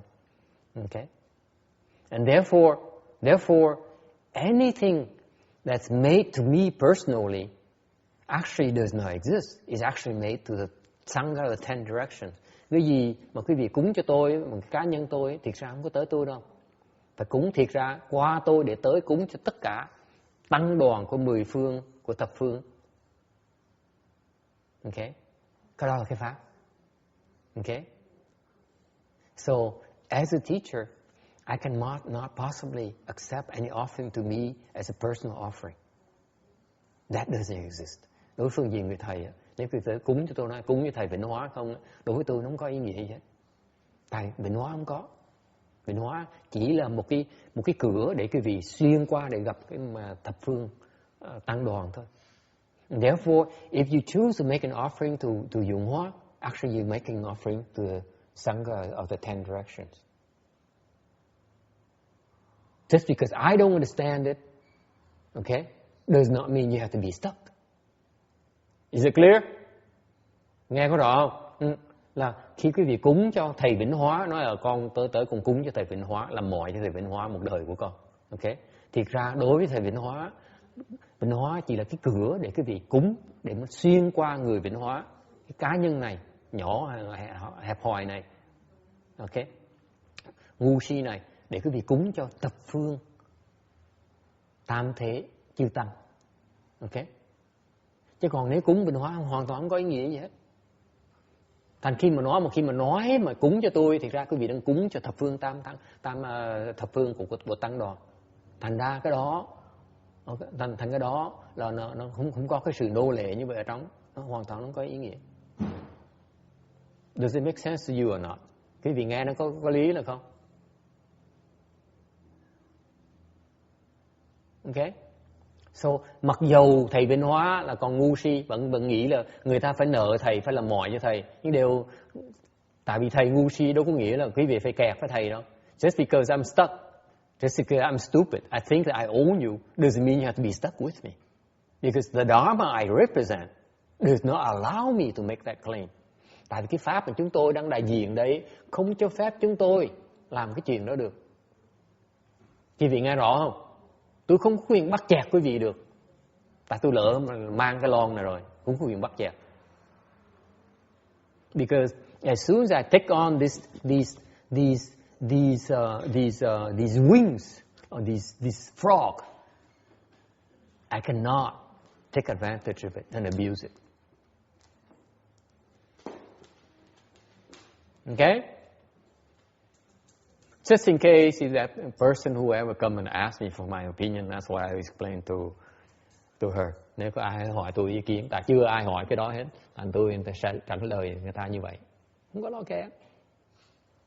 Okay, says number 2. Number 3. The Buddha also says, going back to slide 1187, the Buddha says, that's why I teach all of your disciples to constantly have respectful and honoring mind, to cherish and value triple jewels, deep and profound Dharma. Bởi vậy, Phật Thích Ca Mâu Ni mới nói là vì vậy mà tôi luôn luôn dạy cho đệ tử chúng tôi rằng là phải biết cung kính, phải biết tôn trọng, phải biết quý và phải biết cái giá trị của Tam Bảo. Cái Tam Bảo nó có những cái pháp của Tam Bảo rất là sâu xa và rất là bất khả tư nghị. Okay, any questions?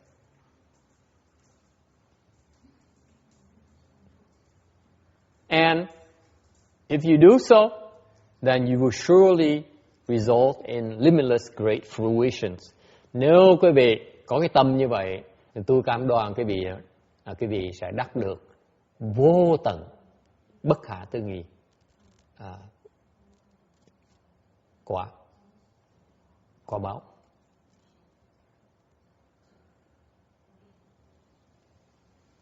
Any questions? Ai thắc mắc gì không?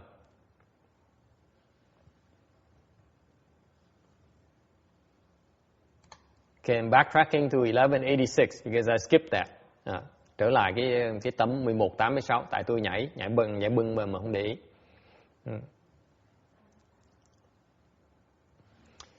In the Mahanirvana Sutra, trong cái kinh Đại Niết Bàn,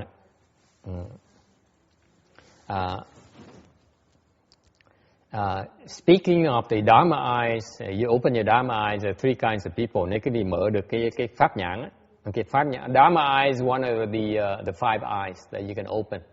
Pháp nhãn là một trong 5 cái loại mắt đặc biệt mà mình có thể mở được.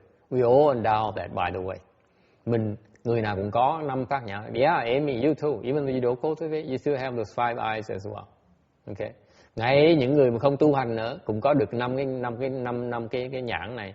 You just don't know how to use it yet. Quý vị chưa biết xài thôi. Just like the program in your PC is there, you don't know how to access it. That's all. Okay. Còn giống như trong cái máy điện toán ấy, nó có sẵn cái program đó rồi, mình chưa biết xài nó thôi. Okay.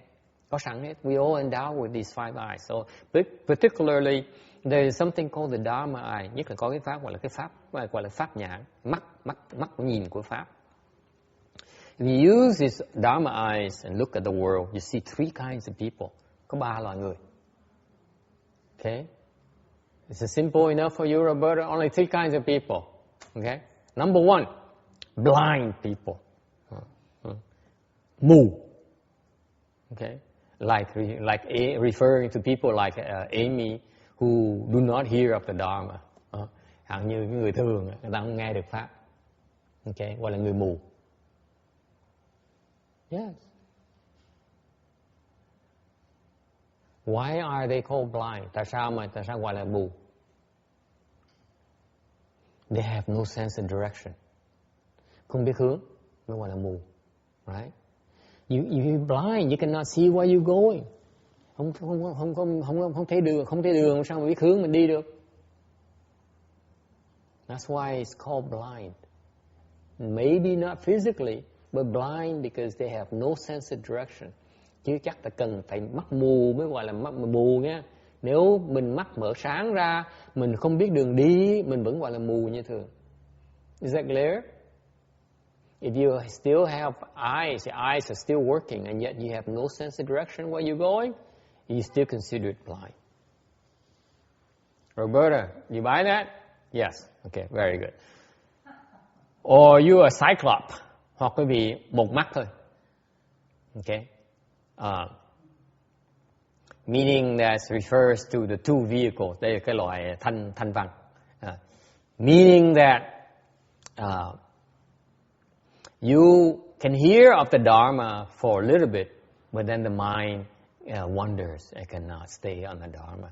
những người thanh văn bên cái người nguyên thủy, người ta như sư cô Phước Từ, người ta nghe pháp được một tí thôi, xong cái tâm người ta tán loạn, người ta nghe ta chịu không nổi nữa. Ok, đừng có dịch cái này nữa. I asked Phước Từ not to translate this to Vietnamese in a transcription, or I get into trouble. Okay. Number 3, two eyes. Okay. Thứ ba, người có hai mắt. They are the bodhisattvas. They single-mindedly listen and practice the Dharma accordingly. Người hai mắt là người Bồ Tát, là nhìn thấy rõ ràng, thấy đầy đủ, và nhất tâm mà nghe pháp và tu theo pháp. Any questions? Ai thắc mắc gì không? So what kind of people are you? Quý vị là ai? Text, what are you? You Bodhisattva. Tôi hỏi ông, quý vị nói tôi nghe, quý vị là ai? Ông da trắng, ông nói là tôi là Bồ Tát. Okay, no comment about that. What about the rest of you? Hả? Bác Ni sư nói gì? Hai mắt. Ni sư nghĩ sao?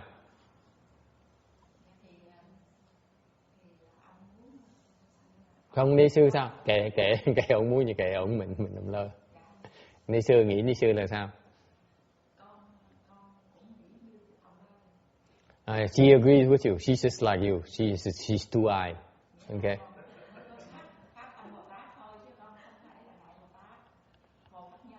He says he planted the seeds to become a bodhisattva. He's not a bodhisattva yet. What about the rest of you? Two or one or three? Do I hear three? Three. 1, 2, 3. Okay. Ai là người thứ ba? Hai mắt. Giơ tay lên, giơ tay. Robert, raise your arm. Okay. You're not there yet? Amy, you're number 3?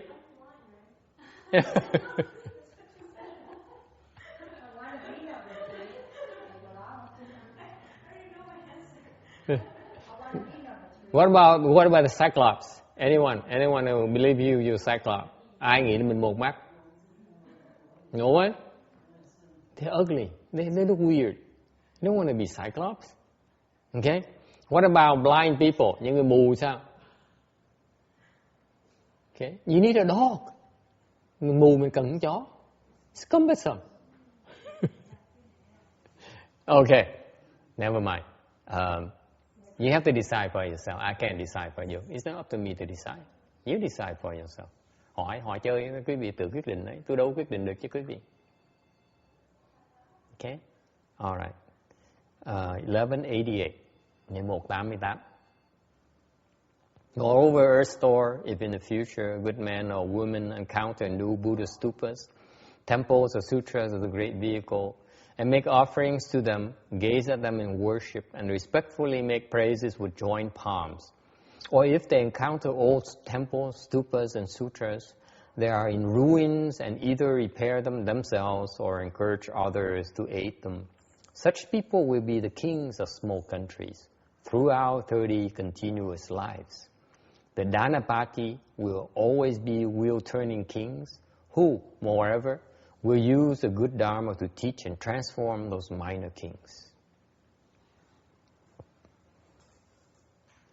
复次地藏，若未来世中有善男子、善女人，遇佛、塔寺、大圣经典，信者布施供养，瞻礼赞叹，恭敬合掌。若遇误者，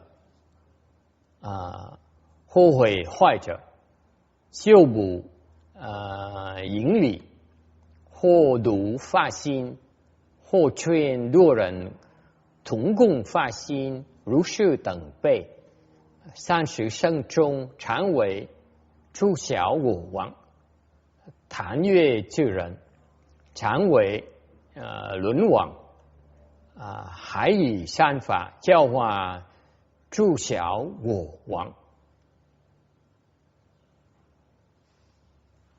Okay, My teacher approved. Lại nữa, Địa Tạng trong vị lai thiện nam tử hay thiện nữ nhân nào gặp chùa tháp Phật và kinh điển Đại Thừa loại mới thì biết bố thí cúng dường, chiêm lễ tán thán, cung kính chắp tay hoặc bị hủy hoại thì tu bổ quản lý hoặc phát tâm ra sức một mình hay khuyến khích nhiều người phát tâm chung sức. Những người chung sức thì trong 30 đời thường làm tiểu quốc vương, còn người chủ xướng thì làm luân vương, lại đem thiện pháp giáo hóa chư tiểu quốc vương. Okay, so this has to do with the repairs of the temples and the sutras. Okay, and make offerings to them. 1191. 1191. Dhanapati is Sanskrit for 坦越之人, người chủ xướng, is a lead donor. So it's the instigator, cái người mà khuyến khích người khác bố thí. Okay?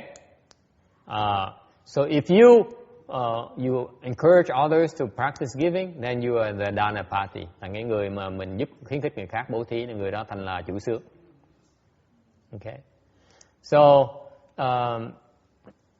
the temples and the sutras, they all have their own Dharma protectors. Những cái chùa chiền và những cái kinh điển đều có hộ pháp hết. So you make offerings by bowing and to make repairs to them, to facilitate the sutras, will accrue limitless blessings. Nếu quý vị cúng dường bằng cách lạy, bằng đảnh lễ, hoặc là tu bổ cho những cái chùa chiền hoặc là những kinh điển, thì sẽ tích tập được vô lượng công đức. Okay, it's no surprise to you that the kings are the one who, in the past, made offerings to the triple jewel. Quý vị đừng có lại hết. Cái kiếp này mà làm vua, những người đang làm vua đó, những quốc vương đó, là tại vì kiếp trước họ đã từng cúng dường cho chùa với cúng dường cho kinh điển. Okay, any questions? Ai thắc mắc gì không?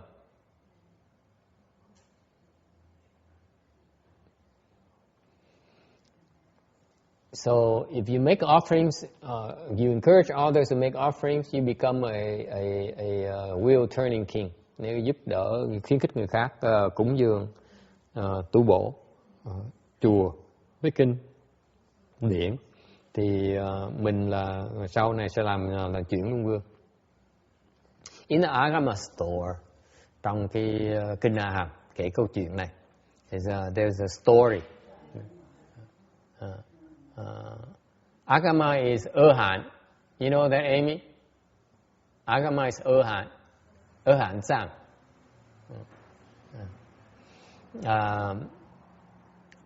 There's a story. The five kings who were very good friends. Có ở trước, có 5 cái vị quốc vương đó, bạn bè rất thân thiện với nhau. The most powerful king is called Pu An, universal peace. Cái người mà vua, mà cái quốc vương mà có thế lực nhất á, gọi là Phổ An. He practices the Bodhisattva path, and the other four kings indulge in deviant practices. Cái ông vua mà Phổ An á, thì tu Bồ Tát đạo, còn 4 cái vua bạn của mình á, là tu ác đạo. Okay. So King Pu An devised an expedient, invite his four friends over for a week of pleasure. Thành khi người vua Phổ An này mới thiết lập một cái phương tiện, mời 4 người bạn của mình tới qua nước mình để đi chơi với mình một tuần, hưởng thọ một tuần ở bên xứ mình. So they got together and have a good time for a week. Thành tới gặp nhau, vui chơi với nhau một tuần. Okay, think about it. Before you teach, you have to give them fun. Thấy rõ ràng không? Muốn dạy phải cho người ta vui. Trước cái đã. Okay?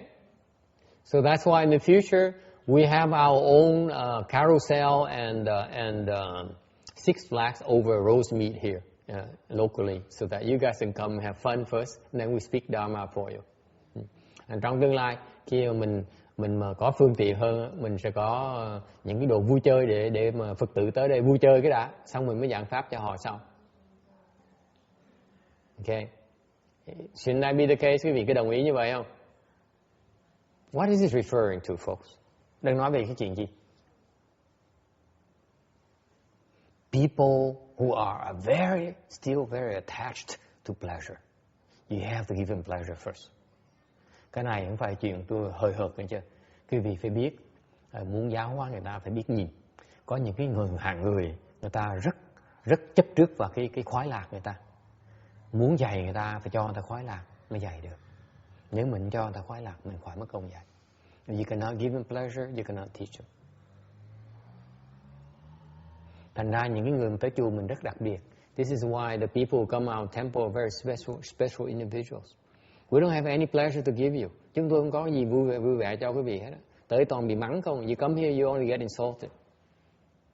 Why are you nodding your head? I resemble that. I resent that. Ông nào ông cà cù cái đầu, tôi bực mình. Tôi nói ủa? Tôi nói là như cái chùa này, họ tới như người tới chùa này họ đặc biệt lắm.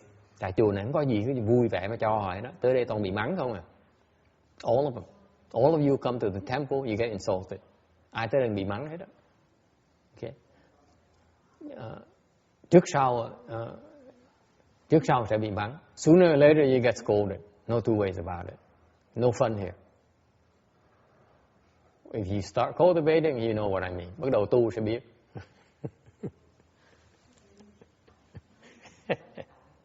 Hả? Mắng để tôi thích mắng chứ bớt tội gì. She said, you like to scold because you help they lessen their retribution. I know, no, I just like to scold. That's all. I like to scold people. It makes me feel good. Yes, it makes me feel good. Now, okay, so that's why people are turned off when they come to the temple. Phần lớn người ta tới đây một tí, ta ở, ta chịu không nổi, ta bỏ ta đi hết. Không có gì vui ở đây hết á. No fun here. Only the people who stay here are the people who can take it.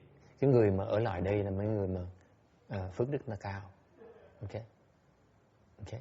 So what happened is that this is why in the future we need to expand our offering so that we give people more joy and make it more pleasant to come to the temple.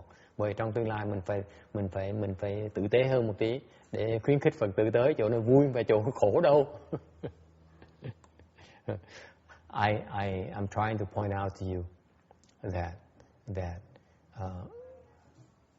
that in order to cross over people who are very attached to pleasure, you have to give them pleasure first. It's so important, folks. No two ways about it. Ta nói nhắc lại cái một phần. Muốn giúp những cái người mà người ta rất chấp trước vào cái sướng đó, phải cho người ta sướng đó đã. Mới giúp người ta được. Is it clear? You cannot, just like children, for example, như con nít vậy đó. Muốn giúp con nít đó, muốn dạy con nít phải cho nó vui cái đã. Just like when you try to teach children, you need to give them fun first. Okay? Right, Roberta? There you go. You see, when you have children, is that what you did for your children or not? Did you give your children fun before you teach them? Now you know. There you go. Okay. So after they're done playing together, they parted company. I said goodbye. Được vui chơi một tuần với nhau rồi. Okay. Chỉ chơi bời với nhau một tuần thôi.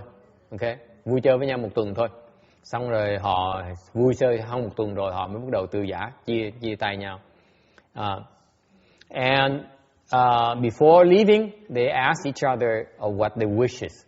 Vui chơi rồi thì mới hỏi nhau. Trước khi đi mới hỏi nhau họ muốn cái gì, họ thích cái gì. Okay.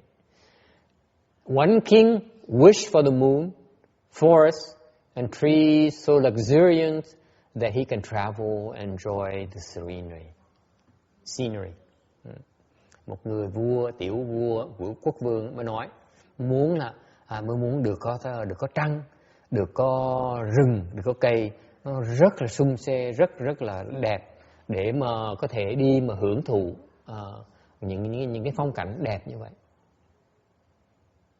Okay. One king desires to always be a king, venerated and respected by all. Một cái vua khác thì nói là muốn luôn luôn được làm vua, được tôn trọng, được kính trọng by tất cả mọi người.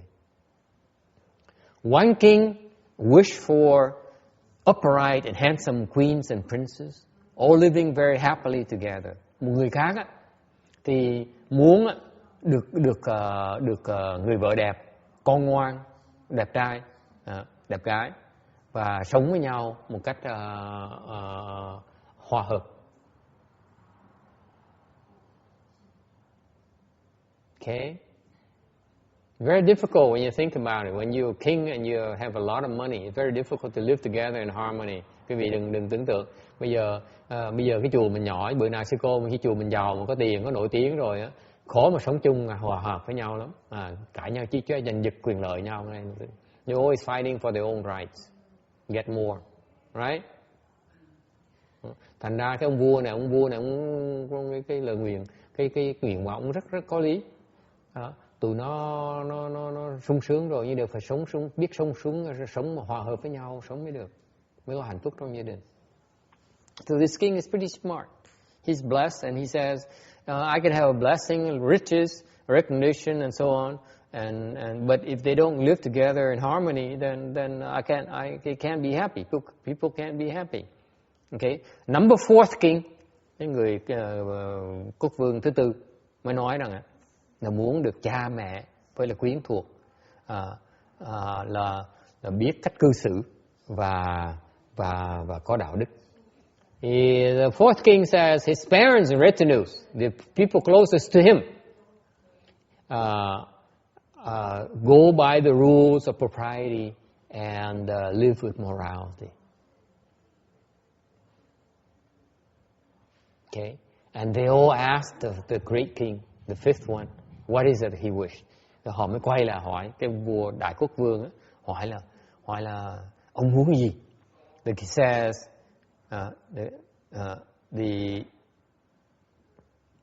he says, I definitely do not want you want because they're not long-lasting happiness.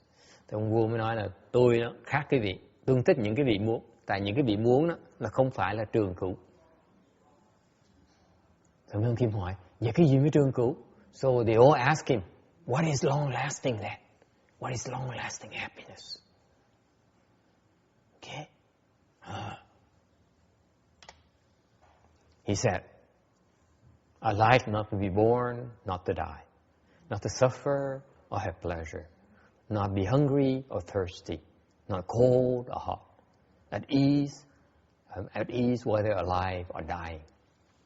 Thì ông này mới nói, ông nói là tôi cũng muốn sinh, cũng sống muốn tử. Tôi không muốn khổ, tôi không muốn sướng. Tôi không muốn đói, tôi không muốn khát. Tôi không muốn lạnh, tôi không muốn nóng. Tôi muốn được tự tại, hoặc là chết, hoặc là sống. What do you think? Cái mình nghĩ sao? This guy is full of nonsense. Ông này cà lâm dễ sợ luôn.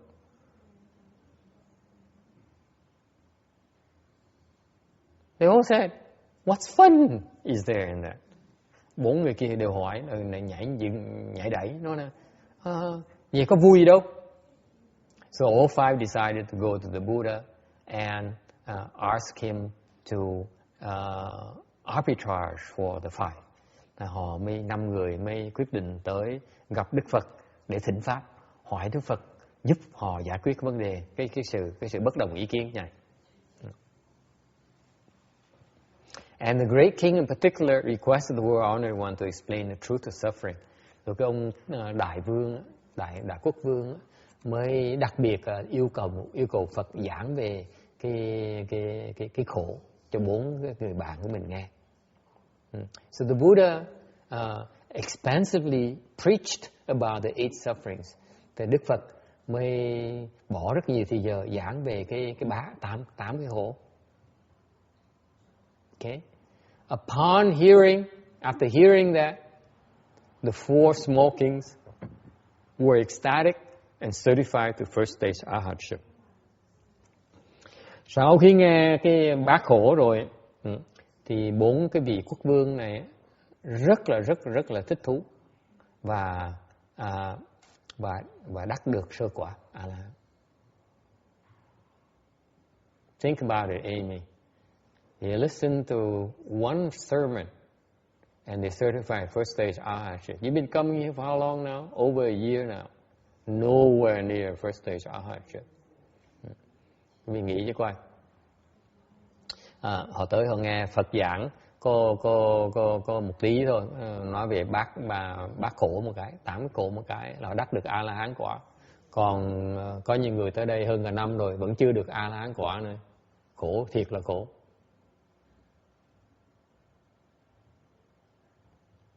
Life is not fair, isn't it? Thấy nó bất công dễ sợ không? Khổ quá. And so they all made obeisance to the great king and saying, họ vái với người quốc vương lớn nói rằng you are truly a great bodhisattva who has been patiently teaching us. Họ nói là ngài thiệt sự là một người Bồ Tát chân chính đã kiên nhẫn mà dạy cho chúng tôi. You see, they open the wisdom and realize that the great king has been teaching them, helping them all this time. Mở cái thể ra, được sơ quả La-hán, mở cái thể ra mới biết ra cái vị quốc vương thiệt sự là đang giúp họ, đang dạy họ trước giờ. We could have not obtained stage fruition without your help. Chúng tôi biết rằng không thể nào đắc được cái thánh quả này nếu không có sự giúp đỡ của ngài. And before we were very attached to our palaces. Lúc trước chúng tôi rất chấp trước vào những cái cung điện chúng tôi. Now we look at them as toilets and get no pleasure from them. Bây giờ chúng tôi nhìn nó giống như là cái cầu tiêu vậy và không thích nó tí nào hết. Okay. So all four renounced the throne, left the home life to cultivate the way. 4 người đó bỏ cái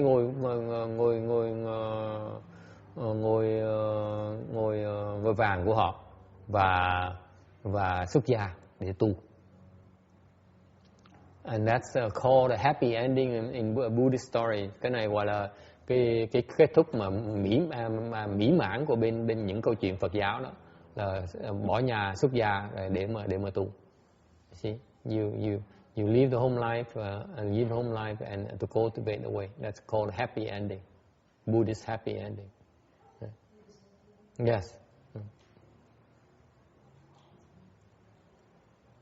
Any questions? Ai thắc mắc gì không? Okay. Ai thắc mắc mình nhận tiếp.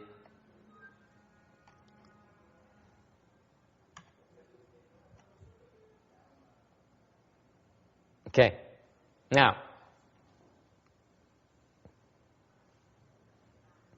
let me go back to 1193. Trở về cái tâm 1193. Does it make sense to you that you don't want to be born or die? The very first bullet item here. Vì cái phần đầu tiên mới nhảy giảng cái việc ngay hồi nãy đó. Mình không muốn sinh, mình không muốn tử. We don't want to suffer or have pleasure. Không muốn khổ mà cũng không muốn sướng. Không muốn đói mà không muốn khát. Don't want to be hungry or thirsty. Không muốn lạnh mà không muốn nóng. Don't want to be cold or hot. You're always at ease, whether alive or dying. Lúc nào cũng tự tại hết. Hoặc mình đang sống, hoặc mình đang chết. Cái hay ở đó. What's so great about it? What do you call this? Cái gì gọi cái này là cái gì?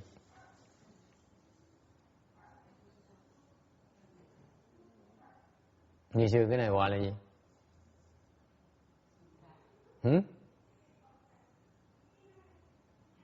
Cảnh giới này cảnh giới gì?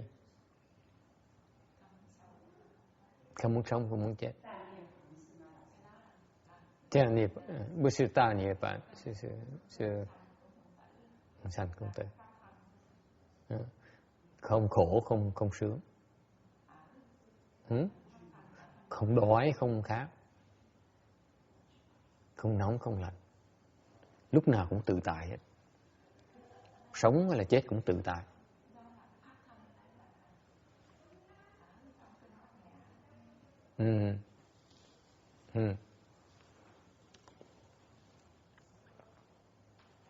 You are beyond duality.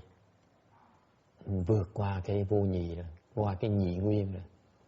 What's duality? Duality is you as opposites. Khi cái nhị nguyên là nó có cái đối tượng với nhau. Okay? Meaning that whatever you experience is only in relative to its opposite. Cái nhị nguyên có nghĩa là bất cứ gì quý vị đang có cái cảm giác bây giờ đó, nó chỉ có giá trị đối với cái đối tượng đó thôi. Chẳng như mình sướng, tại có cái khổ mình mới có cái sướng.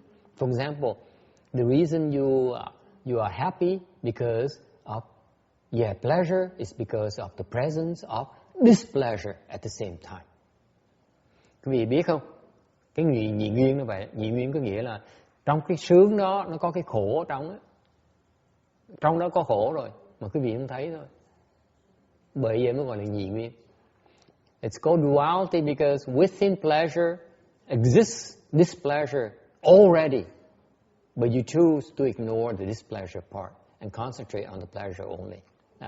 Thì những cái người ta thấy sướng, ta hạnh phúc, tại ta chọn, ta muốn thấy cái hạnh phúc thôi, ta muốn nhìn thấy cái khổ. On the other hand, ngược lại, there's some unbalanced people, có những cái người mà that Roberta knows about, mà cái bài y tá chắc bà biết. They prefer to look into displeasure and ignore the pleasure. Người ta muốn nhìn vào cái khổ, người ta muốn nhìn vào cái sướng. Mấy người đó nó hơi mất thăng bằng một tí. They're not normal. Okay? But in either case, pleasure and displeasure are only defined as meaningful as long as only when it's in relative to its opposite. Cái nhị nguyên có nghĩa là cái mình cái sướng, cái khổ mình đó, là nó chỉ có giá trị, nó chỉ có ý nghĩa, nó đối với nhau thôi mới có ý nghĩa thôi, chứ từ nó một mình nó không có ý nghĩa. Vì nó absolute, hoàn toàn nó không có, nó không tuyệt đối, nó tương đối. So pleasure and displeasure is very relative. That's called duality. Cái đó gọi là nhị nguyên. Any questions? Ai thắc mắc gì không?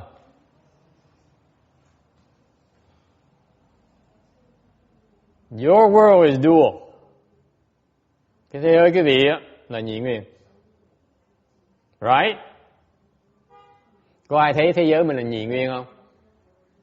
Everyone, right? Raise your hand now. All right, let's do it. Dual is what's Chinese for dual? Sorry, duality. Huh?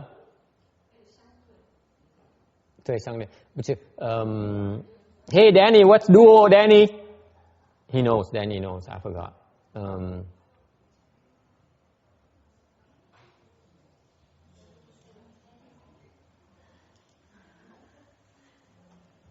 What's duality in Chinese?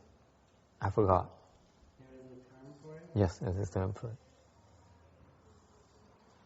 Like, Bủ ơ. Bủ ơ.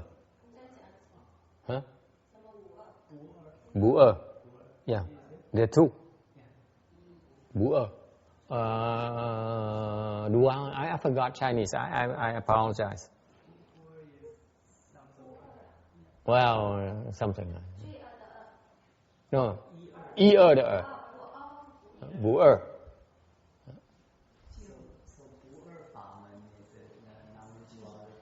Non-dual, yeah. 对，只有一个，没有两个。Okay?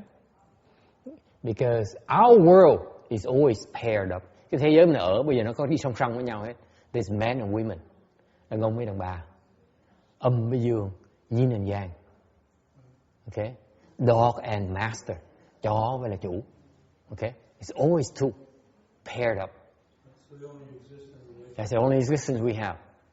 And that's why in suffering there's pleasure. Bởi vậy, trong cái khổ nó có cái sướng.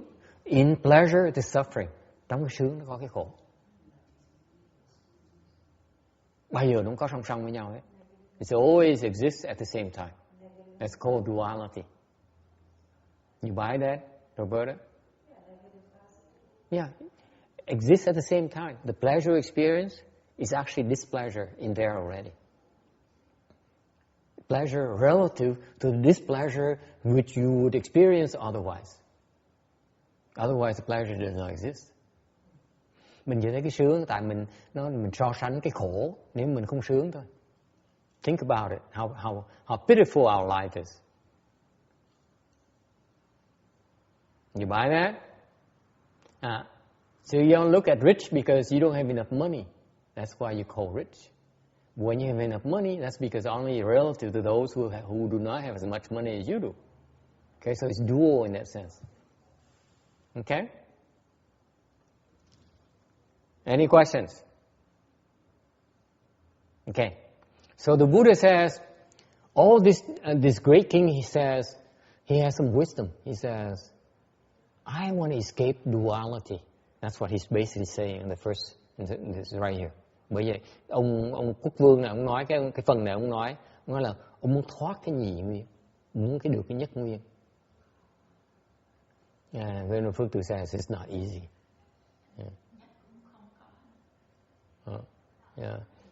When Nishu says even the one doesn't even exist. Yeah.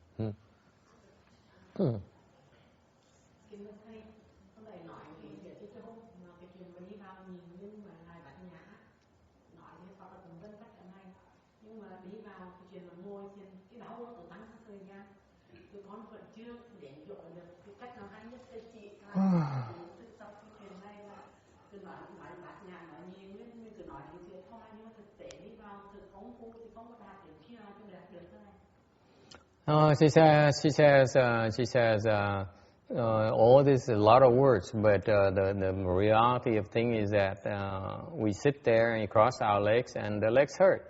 You cannot say that. You cannot ignore that. So, what to do? Tôi cũng chịu thôi, chân tôi cũng đau, chừng nào chân hết đau tôi mới trả lời được. I say I have the same problem, my legs still hurt as well, so I don't know how to answer you. I just have to bear it until it stop hurting. Mình chịu đựng chân nào nó hết chân nó hết đau thôi, right? Is that what you did? See, ask Roberta, that's what she did. Yeah, she said suffer. Why? Huh? Karma, Ông nói ngồi đó mà chịu trận. Tại sao vậy? Tại vì trả cái nghiệp mình. What else? Huh? She says I giải là gì?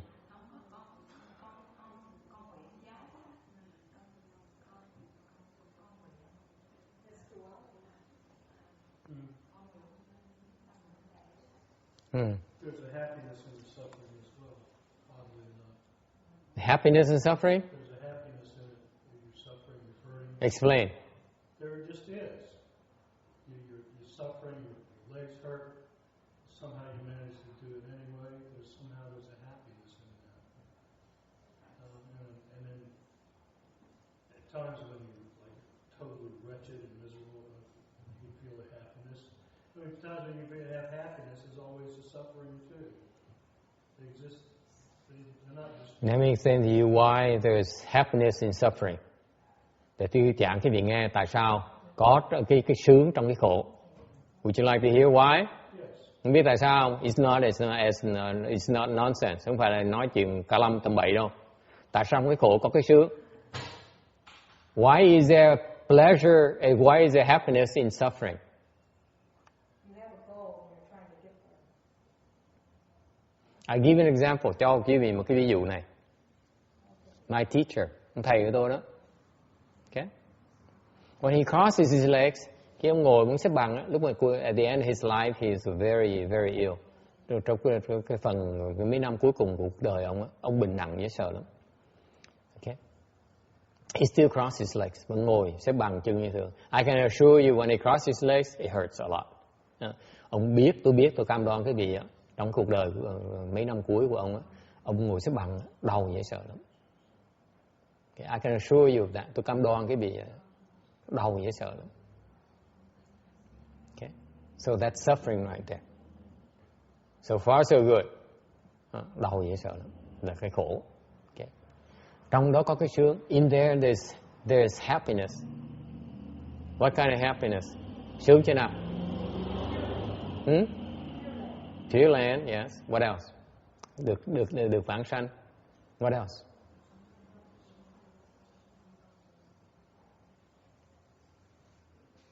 He did it on purpose. Ngồi chịu đau, mà cố ý chịu đau. Tại sao như vậy? Because then he takes on your suffering and make it his. Tại ngồi ông chịu đau như vậy, ông lấy cái đau quý vị, ông làm cái đau, ông chịu cái đau cho quý vị. So quý vị sướng mà ông khổ. So that you are feel pleasure and he suffers.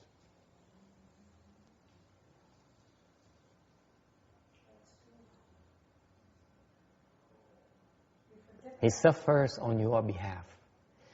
Ông khổ cho mình, để mình không bị khổ, để mình sướng. So that we don't have to suffer and we can enjoy our bliss.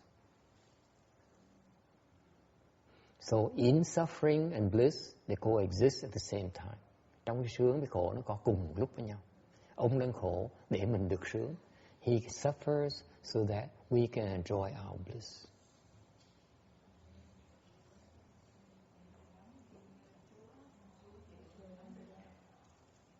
You see, Amy, when you have children down the road, that's what parents do. Khi mình làm cha mẹ, thì trong tương lai, khi những người cha mẹ thấy được cái này, you see, you suffer so that your children can enjoy themselves. Mình cha mẹ khổ để con cái mình sung sướng. You all know that, right? All your parents know what I'm talking about, right? Ai người cha mẹ đều biết tôi nói.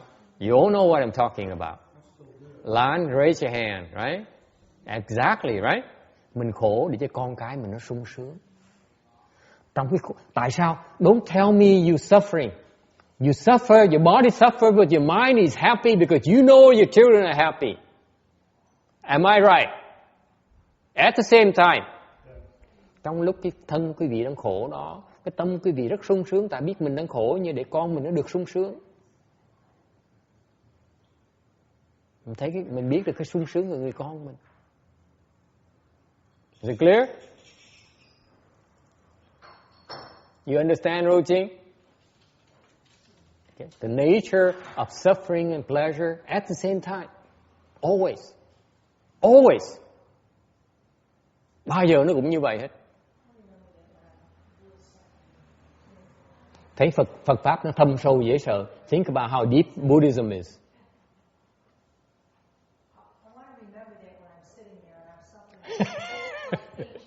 Me too. Me too.